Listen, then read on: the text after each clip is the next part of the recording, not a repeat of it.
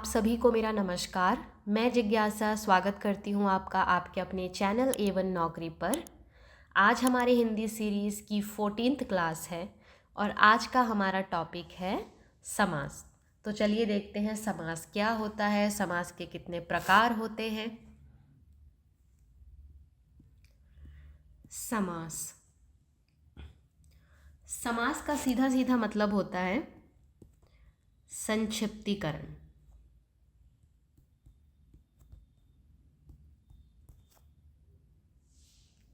ठीक है, समास मतलब समास को हम ऐसे परिभाषित कर सकते हैं कि दो या दो से अधिक पदों के मेल से बने एक नए सार्थक पद को हम समास कहते हैं। परिभाषा आप लोग लिख लीजिए। दो या दो से अधिक पदों के मेल से बने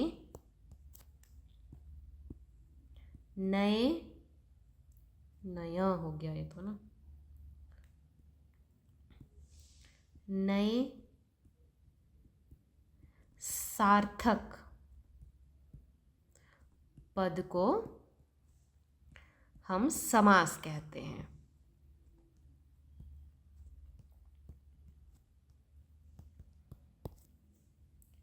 ठीक है, जैसे एग्जाम्पल देख लेते हैं। मैंने लिख दिया आजीवन। इसमें दो पद हैं, आ और जीवन, जिसका अर्थ क्या होता है? जीवन भर, है ना। संक्षिप्तीकरण हुआ ना इसका, जीवन भर की जगह हमने सीधे सीधे बोल दिया आजीवन। तो एक तरह से समास क्या है? संक्षिप्तीकरण। मैं लिख रही हूं यथा शक्ति, जिसका अर्थ क्या होता है? शक्ति के अनुसार। लेकिन इन शब्दों का मैंने संक्षिप्तीकरण करके मैंने सीधे सीधे क्या लिख दिया? यथाशक्ति। यही है समास। ठीक है, संक्षिप्तीकरण करने की प्रक्रिया को ही हम दो या दो से अधिक पदों का जब हम संक्षिप्तीकरण करके एक नया सार्थक पद बना रहे हैं, वही प्रक्रिया क्या है? समास। समझ में आ गया होगा आप लोगों को। तो अब देखते हैं समास के प्रकार। समास के 6 प्रकार होते हैं। कौन कौन से? सबसे पहला है अव्ययी भाव। अव्ययी भाव समास। दूसरा है तत्पुरुष समास। तत्पुरुष समास। तीसरा है द्वंद्व समास। बहुत मोटा हो गया है क्या?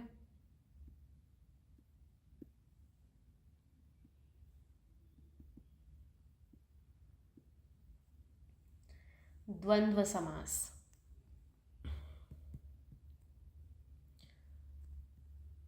कर्मधारय। कर्मधारय समास। द्विगु समास। और छठवां बहुव्रीहि समास। बहुव्रीहि समास। ठीक है, ये है हमारे 6 प्रकार समास के, जिन्हें एक ही दिन में कंप्लीट करना पॉसिबल नहीं है। इसे हम 2-3 क्लास करके कंप्लीट करेंगे। तो अभी हम पहला देख लेते हैं, जो है अव्ययी भाव समास। ये पेज यहाँ पर ऐड करना ना बड़ा मुश्किल है।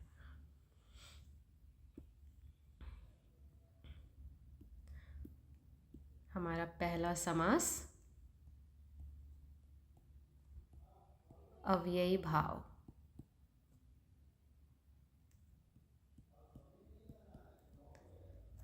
तो अव्ययी भाव समास क्या है? वह समास जिसमें पूर्व पद, ठीक है, पूर्व पद प्रधान हो और अव्यय हो। दो पदों से बन रहे हैं शब्द, जिसमें पूर्व पद जो है वह प्रधान और अव्यय होना चाहिए। अव्यय का क्या मतलब होता है? देखिए, पूर्व पद की हम बात कर रहे हैं और दूसरे पद को हम क्या बोलेंगे? उत्तर पद। तो अव्ययी भाव समास में पूर्व पद जो है प्रधान होगा, अव्यय होगा। अव्यय का क्या मतलब होता है? जिस पर, अव्यय का वह मतलब होता है शब्द का वह रूप जिसमें लिंग, काल, वचन या कारक का प्रभाव नहीं पड़ता। ठीक है, अव्यय किसे कहते हैं? वे शब्द रूप जिनमें लिंग, काल, वचन या कारक का प्रभाव बिल्कुल भी नहीं पड़ता। लिंग, काल, कारक या वचन की वजह से वह अपने आप को परिवर्तित नहीं करते। ठीक है, और वही जो है उत्तर पद अव्ययी भाव समास में अप्रधान होगा। और देखा जाए तो यह दोनों पद मिलके जो है किसी भी वाक्य में क्रिया विशेषण का काम करेंगे। किस चीज़ का काम करेंगे? क्रिया विशेषण। यह क्रिया विशेषण का कार्य करेंगे। क्रिया विशेषण हमारे सिलेबस में नहीं है, इसलिए हमने नहीं पढ़ा। तो क्रिया विशेषण अभी सिर्फ एक लाइन में इतना जान लीजिए कि क्रिया की विशेषता बताते हैं। क्रिया विशेषण ऐसे शब्द हैं जो क्रिया की विशेषता बताते हैं, वे होते हैं क्रिया विशेषण शब्द। ठीक है, तो अव्ययी भाव समास जब हम इसके उदाहरण देखेंगे तो वो ऐसे ही उदाहरण होंगे, ऐसे ही शब्द होंगे जो किसी भी वाक्य में हम क्रिया विशेषण की तरह उसे इस्तेमाल कर पाएंगे।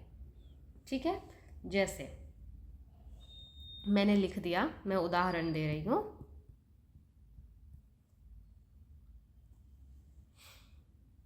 हमने पहले भी अभी देखा इसे, आजन्म मतलब जीवन भर। मैं एक वाक्य निर्मित करती हूँ आजन्म को लेके। वह आजन्म मतलब जीवन भर। वह आजन्म, एक मिनट, वह आजन्म सोता रहा। यहाँ पर सोता एक क्रिया है, सोने की क्रिया हो रही है। कैसे सोता रहा? आजन्म सोता रहा। तो आजन्म क्या हो गया? क्रिया विशेषण, है ना। अव्ययी भाव समास ऐसे ही शब्द आएंगे उसमें जो हम क्रिया विशेषण की तरह उसे इस्तेमाल कर पाएंगे। वह आजन्म सोता रहा। तो यहाँ पर आजन्म जो शब्द है सोने की क्रिया की विशेषता बता रहा है। तो आजन्म, ऐसे ही कुछ और उदाहरण भी हम देख लेते हैं। आजीवन, जीवन भर सोता रहा।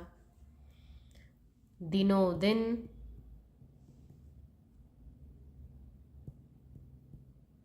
है ना, रातों रात। एक मिनट, दिनों दिन, रातों रात।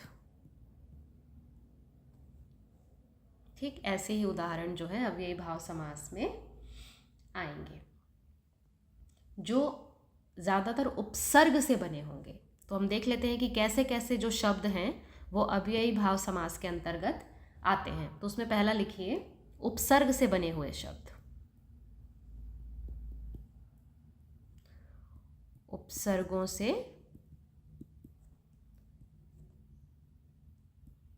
बने हुए शब्द। ठीक है, किसके अंतर्गत आ रहे हैं? अभी तक हम अव्ययी भाव समास ही पढ़ रहे हैं, जिसमें पूर्व पद प्रधान है और अव्यय है, उत्तर पद अप्रधान है। और अव्ययी भाव समास क्या है? क्रिया विशेषण की तरह वह कार्य करता है। और अव्ययी भाव को पहचानने की कुछ ट्रिक्स हैं, जैसे अव्ययी भाव समास ऐसे शब्द हैं जो उपसर्गों से बने हुए शब्द हैं, जैसे प्रतिदिन, प्रतिवर्ष। ठीक है, उपसर्ग है इसमें सब में, प्रति उपसर्ग, प्रति क्षण, आजन्म, आजीवन, ये सारे उपसर्ग से बने हुए शब्द हैं ना। आमरण, एक और मैंने उदाहरण बताया था, यथा शक्ति, यथाक्रम, या फिर यथार्थ। ये सारे शब्द क्या हैं? अव्ययी भाव समास के उदाहरण हैं। ये तो पहला तरीका हो गया पहचानने का अव्ययी भाव समास को, कि वे उपसर्ग से बने हुए होंगे। दूसरा, यदि किसी भी शब्द का निर्माण किसी एक शब्द की पुनरावृत्ति से हुआ हो। ठीक है, तो दूसरा आप लोगों को क्या याद रखना है? लंबा चौड़ा सेंटेंस लिखने से अच्छा है सीधा सीधा लिख लो, पुनरावृत्ति।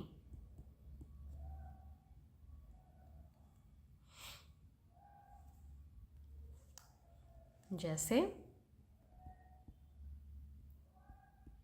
मैंने बताया, रातों रात, दिनों दिन। जहाँ भी पुनरावृत्ति वाले शब्द दिखाई दिए, आंख बंद करके उसमें आप लोगों को अव्ययी भाव समास लगा देना है। पल पल। ठीक है, ये हो गया दूसरा तरीका।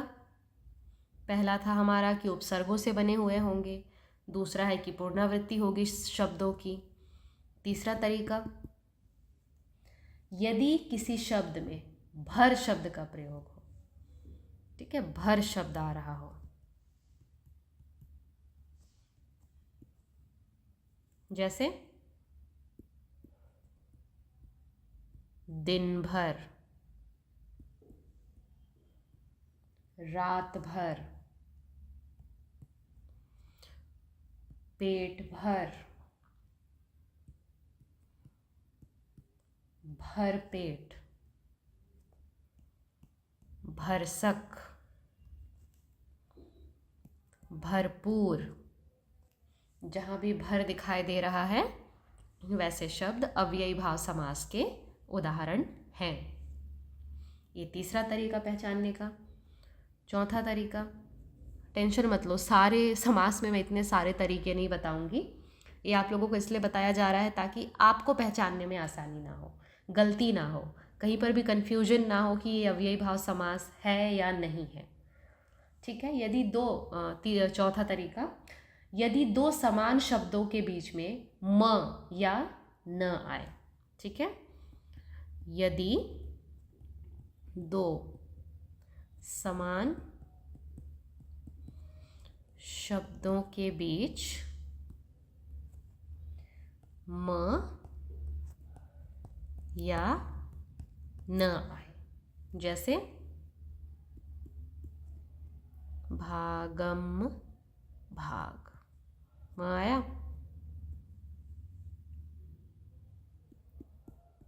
लोटम लोट, म है। कभी न कभी, कभी न कभी तो पढ़ोगे। कहीं न कहीं, जहाँ भी दो समान शब्दों के बीच में म या न दिख गया वह अव्ययी भाव समास है। खुल्लम, खुल्ला, फिर से वहाँ आ गया। ठीक है, पहचानने का कितना आसान तरीका है। फिर अगला तरीका, विदेशज शब्द। विदेशज उपसर्ग। ठीक है, यहाँ पर उदाहरण नहीं लिख रही, मैं बता देती हूँ। जितने भी आप लोगों को विदेशज उपसर्ग दिखें, जैसे कि ब, बे, बा, बद, जैसे बदनाम। ठीक है, जहाँ पर भी आप लोगों को ये विदेशज उपसर्ग दिखें वह भी अव्ययी भाव समास है। अब सबसे ज़्यादा ज़रूरी क्या होता है? अपवादों को याद रखना, क्योंकि अपवाद आ गए तो आप लोगों को कैसे पहचानना है ये पता है, लेकिन कौन कौन से ऐसे शब्द हैं जो इस कैटेगरी में आकर भी अव्ययी भाव नहीं होते हैं, है ना? अपवाद, इन्हें याद रखना बहुत ज़रूरी है। अपवाद, तो पहला अपवाद, नकारात्मक उपसर्गों से बने शब्द।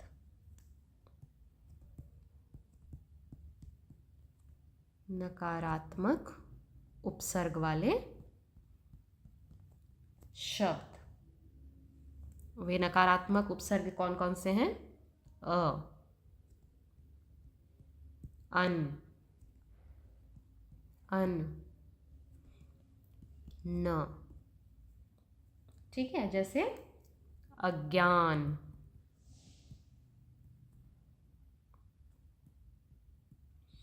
अनुपयोगी। ये जितने भी नेगेटिव वर्ड्स हैं ना, नेगेटिव उपसर्गों की वजह से सारा शब्द ही नेगेटिव हो जा रहा है। ये सारे शब्द जो हैं अव्ययी भाव नहीं होंगे।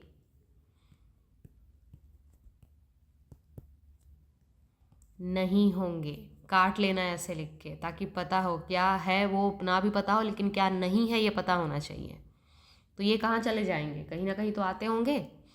ये तत्पुरुष,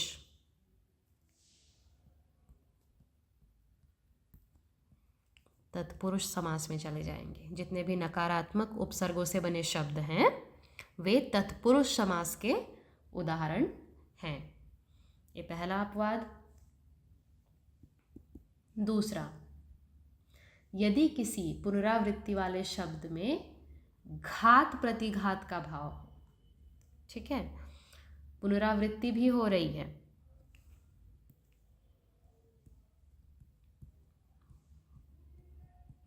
पुनरावृत्ति वाले शब्द में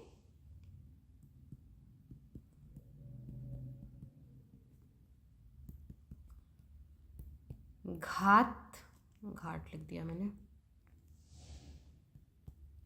घात प्रतिघात हो। ठीक है, घात प्रतिघात का भाव देखें, जैसे मारामारी।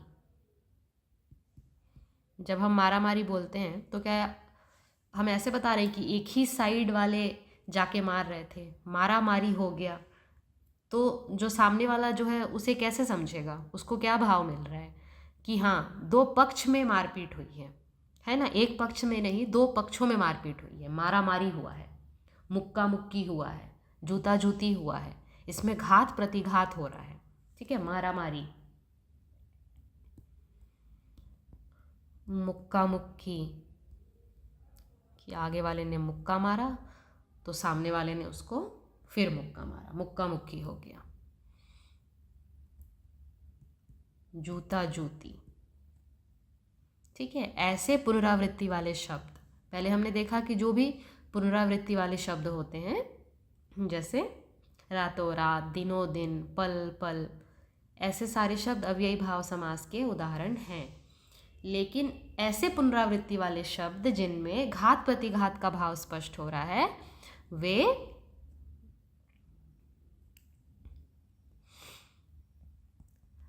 अव्ययी भाव नहीं हैं, तो ये कहाँ चले जाएंगे? सारे शब्द किसी ना किसी समास के तो उदाहरण है ना, तो यह चले जाएंगे बहुव्रीहि में।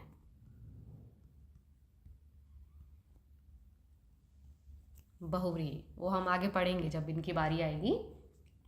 ये क्या है? बहुव्रीहि समास के उदाहरण हैं। हो गया, यहाँ खत्म होता है हमारा अव्ययी भाव समास। एक क्विक रिवीजन, ठीक है। समास क्या है? दो या दो से अधिक पदों के मेल से बने नए सार्थक पद को हम समास कहते हैं। समास के 6 प्रकार: अव्ययी भाव, तत्पुरुष, द्वंद्व, कर्मधारय, द्विगु और बहुव्रीहि। हमने देखा अव्ययी भाव समास जिसमें पूर्व पद प्रधान था और अव्यय था। अव्यय क्या है? अव्यय ऐसे शब्द रूप जिनमें लिंग, काल, वचन या कारक का प्रभाव नहीं पड़ता, और उत्तर पद अप्रधान। और ये दोनों पद जो हैं, ये जो समास वाले शब्द हैं, क्रिया विशेषण की तरह काम करते हैं। क्रिया विशेषण क्या है? जो क्रिया की विशेषता बताता है। उदाहरण: आजन्म, आजीवन। चलो ये तो आगे भी हम देखेंगे। इन्हें पहचानने के कुछ तरीके, जिसमें हमने पहला तरीका देखा उपसर्गों से बने हुए शब्द, प्रतिदिन, प्रतिवर्ष, है ना।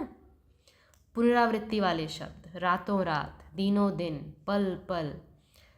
भर शब्द से बने शब्द, दिन भर, रात भर, पेट भर, भरपूर, है ना।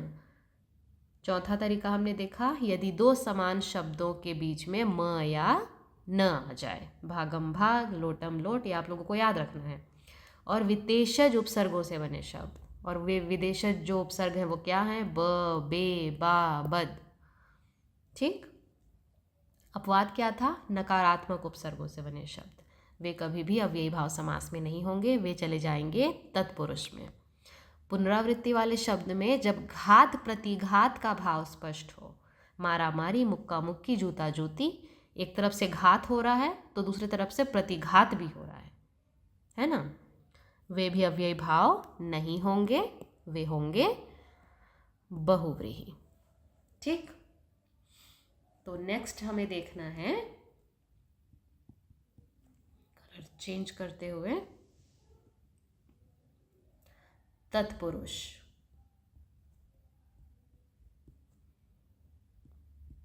तत्पुरुष समास, ठीक। तत्पुरुष समास के 6 भेद हम देखेंगे, ठीक। तो तत्पुरुष समास क्या होता है? पहले तत्पुरुष समास को हम परिभाषित कर लेते हैं, ठीक है। तो मैं सीधे सीधे लंबा चौड़ा परिभाषा नहीं लिखूंगी, सीधे समझाते हुए जाऊंगी। इसमें पूर्व पद अप्रधान होगा, अव्ययी भाव में प्रधान था, और उत्तर पद प्रधान होगा, और इन दोनों के मध्य में, है ना, इन दोनों के मध्य में जो विभक्ति चिन्ह होते हैं, विभक्ति चिन्ह लोप, इनका लोप हो जाएगा। विभक्ति चिन्हों का लोप, का लोप होगा मतलब गायब हो जाएंगे, है ना। पूर्व पद और उत्तर पद के बीच जो विभक्ति चिन्ह होते हैं उनका लोप होगा। अब विभक्ति चिन्ह क्या है आप सोच रहे होंगे, हमने कारक रचना पढ़ा था, कर्ता ने, कर्म को, है ना, वैसे ही है। तो विभक्ति चिन्ह हमारे कौन कौन से हैं? कर्म को, कर्म को, कर्ता ने कर्म को, कर्ण से, जैसे, और क्या, के लिए, की, का, कहाँ चला गया, का, में, पर आदि। ये सारे जो विभक्ति चिन्ह हैं इनका लोप होगा। ठीक है, जैसे एग्जाम्पल दूंगी तो आप लोगों को समझ में आ जाएगा। मैं लिख रही हूँ धर्म ग्रंथ, जिसका क्या अर्थ होता है? धर्म का ग्रंथ। इसका लोप हुआ धर्म ग्रंथ में, धर्म का ग्रंथ एक विभक्ति चिन्ह है ना। हमने कारक रचना पढ़ी है, कर्म को, करण से, संप्रदान को, के लिए, अपादान से, संबंध का, अधिकरण में या फिर पर पढ़ा था हमने। ये सारे विभक्ति चिन्ह इसमें लोप हो जाएंगे, वही होंगे तत्पुरुष समास।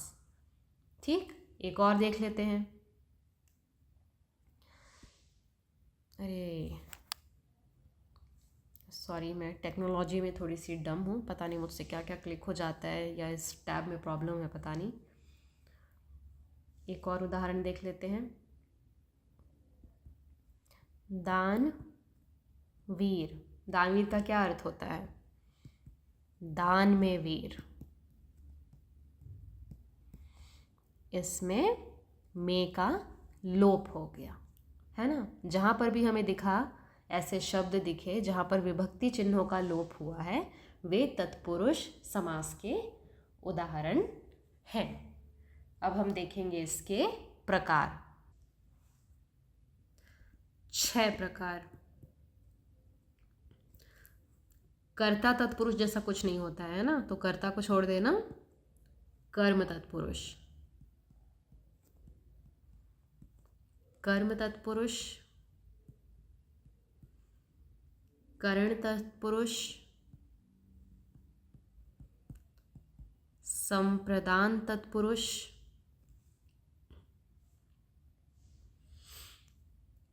अपादान तत्पुरुष, संबंध तत्पुरुष और अधिकरण तत्पुरुष। ठीक है, ये सारे जो हैं कारक तत्पुरुष हम बोल सकते हैं इन्हें। कारक तत्पुरुष जिनके 6 भेद, कर्म, करण, संप्रदान, अपादान, संबंध और अधिकरण। कर्म के लिए हमारा विभक्ति चिन्ह क्या था? को, मतलब जहाँ पर भी हम कर्म तत्पुरुष देखेंगे वहाँ पर को का लोप हो जाएगा, है ना। कर्म तत्पुरुष में, एक मिनट, को का लोप, को का लोप हो जाएगा। करण तत्पुरुष में किसका लोप होगा? से या फिर के द्वारा, इसका लोप होगा, है ना। ये सब आप लोग लिखते जाइए ताकि अच्छे से याद रहे। संप्रदान तत्पुरुष में को या के लिए का लोप होगा। अपादान, इससे आसान तरीका नहीं हो सकता है ना समास को पढ़ने का, पहचानने का, इसलिए ये सब लिखना ज़रूरी है। रोटेट हो गया। अपादान से, अपादान यानी अलगाव, है ना, से का लोप। संबंध तत्पुरुष में का, के, की, ऐसी विभक्तियों का लोप। और वहीं अधिकरण में क्या होगा? अधिकरण में हम क्या देख रहे थे? अधिकरण एक आधार था, है ना, क्रिया का आधार था। में पर का लोप,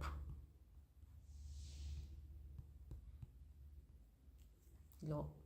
ठीक है, ये हमारे 6 प्रकार कारक तत्पुरुष के, जिसमें कर्म में को का लोप होगा, करण तत्पुरुष में के, से, के द्वारा का लोप होगा, संप्रदान में को या के लिए का लोप होगा, अपादान में से का लोप, संबंध में का, के, की का लोप और अधिकरण में या फिर पर का लोप। तो सबसे पहला देख लेते हैं कर्म तत्पुरुष। तत्पुरुष समास क्या है हमें पता है। कर्म तत्पुरुष में किस विभक्ति चिन्ह का लोप होना है हमें ये भी पता है। तो हम सीधे सीधे इसके उदाहरण देखेंगे, ठीक है। यश प्राप्त, किसका लोप हो रहा है? को का ना, क्योंकि हम कर्म तत्पुरुष पढ़ रहे हैं। यश प्राप्त क्या होता है भाई? यश को प्राप्त, यश को प्राप्त, को का लोप हुआ। वैसे ही स्वर्ग प्राप्त, स्वर्ग को प्राप्त, ठीक है। लाइन से बस अब आप उदाहरण लिखते जाइए। आप लोगों को समझ में आ गया है कि इन शब्दों में कौन से विभक्ति चिन्ह का लोप हो रहा है। आशातीत, आशा को अतीत, है ना। आशा को अतीत, अतीत मतलब लांघ कर, अतीत का मतलब बीत जाना होता है ना। तो आशा को अतीत का मतलब ये नहीं कि कोई आशा है उसका अतीत है, नहीं। आशा को अतीत मतलब आशा को लांघ कर। लिखते जाओ अब। ग्रामगत,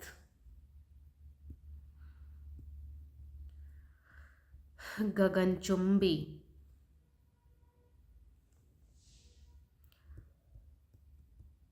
सिरतोड़,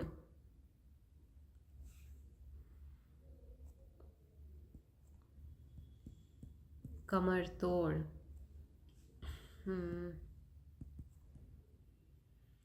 दुख प्रद,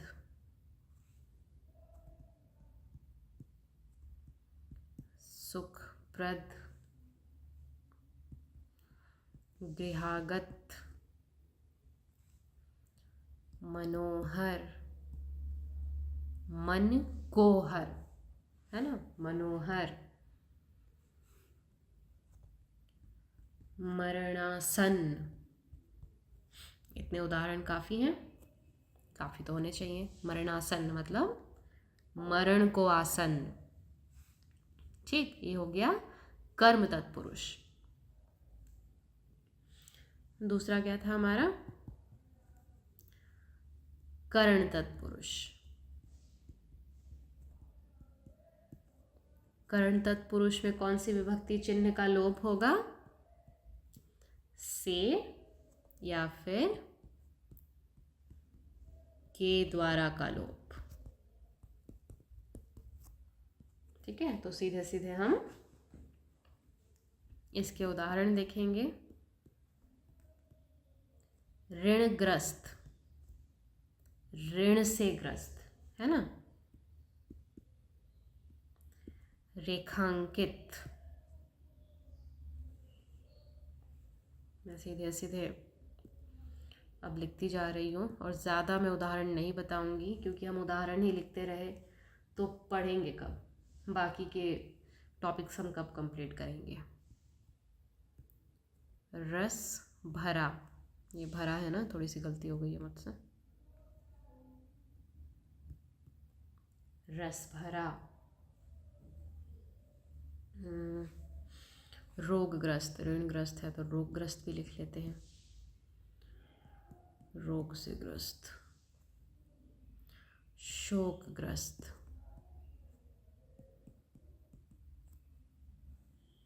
ठीक है। इतने उदाहरण काफ़ी हैं। अब देखते हैं तीसरा, संप्रदान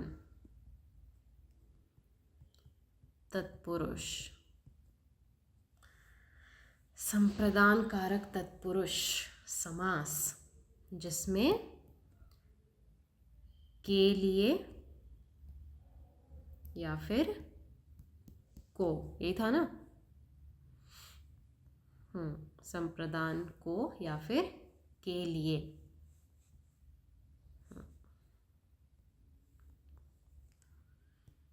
का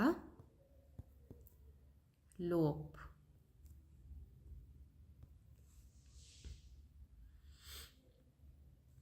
कर्म के को और संप्रदान के को में बहुत फर्क है ना, ये चीज आप लोग याद रखेंगे।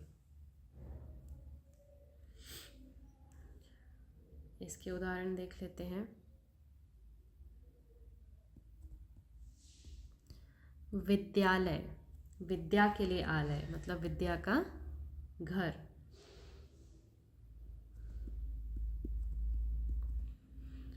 प्रयोगशाला, प्रयोग के लिए शाला। पाठशाला, देश प्रेम,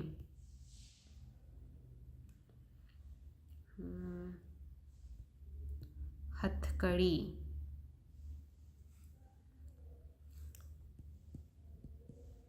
न्यायालय। ये शब्द जहाँ भी दिखें आपको पता होना चाहिए कि संप्रदान तत्पुरुष है।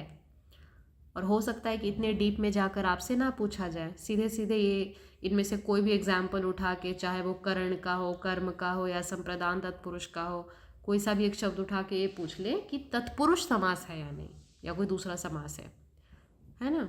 ऑप्शंस में बाकी समास भी दिए होंगे, द्विगु, द्वंद्व, तत्पुरुष, अव्ययी भाव। विधान सभा, लेकिन हमको हर एक चीज़ के लिए तैयार रहना है, इसलिए हम इतने डिटेल में पढ़ रहे हैं।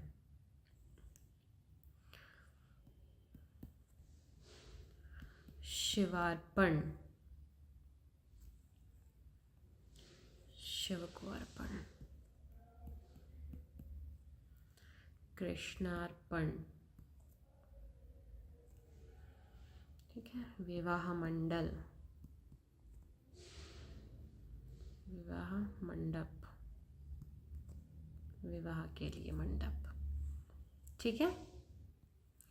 अब वक्त हो चुका है, इसलिए अब हम फटाफट देखेंगे।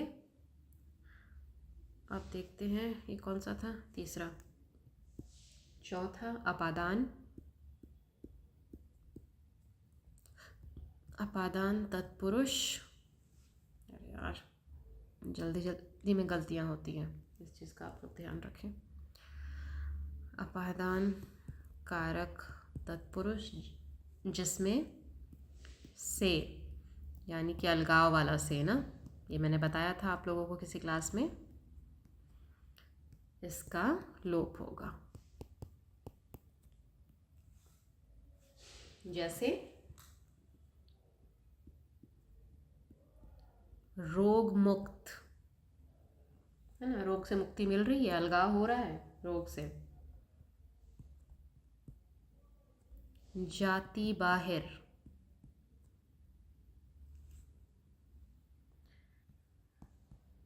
देश निकाला, नेत्रहीन। बस इतना काफ़ी है, इतने सारे शब्द आ जाएंगे अपादान कारक तत्पुरुष के अंतर्गत। फिर है संबंध कारक तत्पुरुष समास, जिसमें का, के और की का लोप।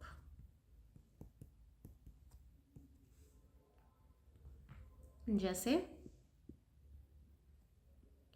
राजसभा, राजा की सभा, है ना।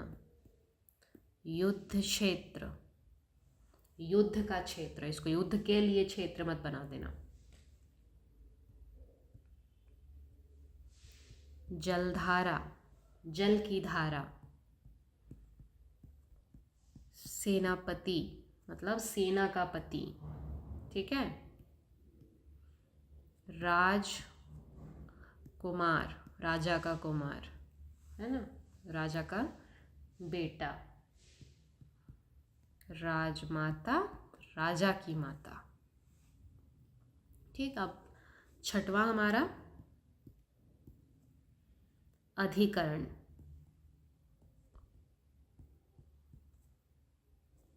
अधिकरण तत्पुरुष, जिसमें में और पर का लोप, ठीक है। पुरुषोत्तम, पुरुषों में उत्तम, है ना, पुरुष को एक आधार बनाया है पुरुषों में उत्तम, उत्तम बताने के लिए। पुरुष सिंह, पुरुषों में सिंह, ठीक है। ग्राम वास, ग्राम में वास, इसमें ग्राम आधार बन रहा है। मुनि श्रेष्ठ, मुनियों में श्रेष्ठ। नरोत्तम, नरों में उत्तम। दानवीर, दान में वीर, वीन लिख दिया मैंने, वीर, ठीक है। ये हो गया हमारा अधिकरण। तो यहाँ पर ये जो है कारक तत्पुरुष समास हमारा कंप्लीट होता है, जिसमें हमने देखा कि कारक विभक्तियों चिन्ह, विभक्ति चिन्हों का लोप हुआ। दो प्रकार और होते हैं, ठीक है, किसके? तत्पुरुष समास के। वो हम देखेंगे अभी, फटाक से कंप्लीट कर ही लेते हैं, चाहे ज़्यादा टाइम लग जाए तत्पुरुष समास को। फिर कल हम देखेंगे द्विगु समास। तो उसका दूसरा हमने देखा, अभी हम जितना देख रहे थे सब कारक तत्पुरुष थे। अब हम देखते हैं मध्य पद लोपित समास, मध्य पद लोपित तत्पुरुष समास, ठीक है। इसमें क्या होगा? मध्य पद तो उसमें भी उनका लोपित हो ही रहे थे उधर भी। जिस समास में दोनों पदों के बीच से एक से ज़्यादा, मतलब ज़्यादा पद जो हैं उनका लोप हो जाएगा। एक से ज़्यादा पद होंगे। क्या कहा मैंने? जिस समास में दोनों पदों के बीच से एकाधिक, एक से अधिक पद जो हैं वो लुप्त हो जाएंगे।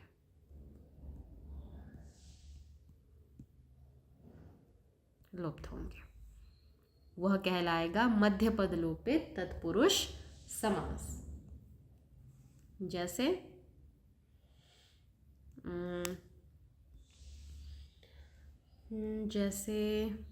उदाहरण, बैल